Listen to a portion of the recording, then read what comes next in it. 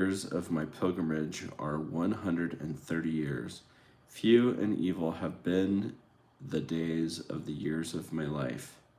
Few and evil, few and evil have been the days of the years of my life, and they have not attained to the days of the years of the life of my fathers in the days of their pilgrimage. So Jacob blessed Pharaoh and went out from before Pharaoh.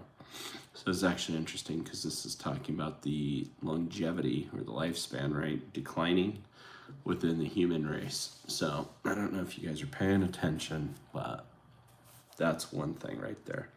So it says, and Joseph situated his father and his brothers and gave them a possession in the land of Egypt and in the best of the land, in the land of Ramses, as Pharaoh had commanded. Then Joseph provided his father, his brothers, and all his father's household with bread, according to the number in their families. Joseph deals with famine. So this is verse 13. So now there was no bread in all the land, for the famine was so severe, so that the land of Egypt and the land of Canaan languished because of the famine. And Joseph gathered up all the money that was found in the land of Egypt and in the land of Canaan for the grain which they bought, and Joseph brought the money into Pharaoh's house. So when the money failed in the land of Egypt and the land of Canaan, all the Egyptians came to Joseph and said, "Give us bread, for why should we die in your presence? For the money has failed." Then Joseph said, "Give your livestock, and I will give you bread for your livestock if the money is gone." So they brought their livestock to Joseph, and Joseph gave them bread in exchange for the horses, the flocks, the cattle of the herds, and for the donkeys. Thus he fed them with bread in exchange for all their livestock that year.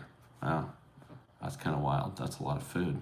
But that's also probably a lot of livestock, although the livestock was probably also diminishing. When that year had ended, they came to him next year and said to him, "We will not hide from my lord that our money is gone. My lord also has our herds of livestock, but there's nothing left in the sight of my lord but our bodies and our lands. Why should we die before your eyes, both we and our land? Buy us and our land for bread, and we and our land will be servants of Pharaoh. Give us seed that we may live and not die, that the land may not be so desolate." So it says here, can a mortal ask questions which God finds unanswerable? Quite easily, I should think. All nonsense questions are unanswerable. That's from C.S. Lewis, in case you're wondering. So it says in verse 20, then Joseph bought all the land of Egypt for Pharaoh, for every man of the Egyptians sold his field because the famine was severe upon them. So the land became Pharaoh's. And as for the people, he moved them into the cities, from one end of the borders of Egypt to the other end.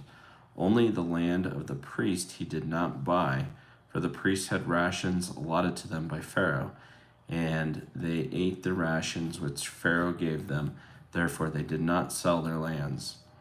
Then Joseph said to the people, "Indeed, I have brought to you and your land this day for Pharaoh. Look, here is seed for you, and you shall sow the land.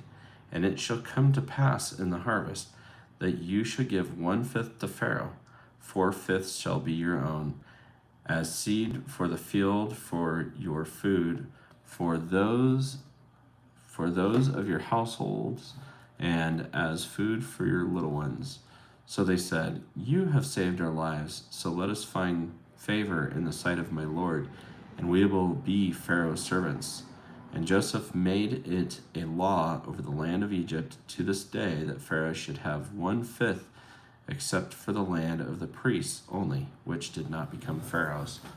I am now wondering if I accidentally made this not visible to everybody. Oh, or I can do filters. Oh,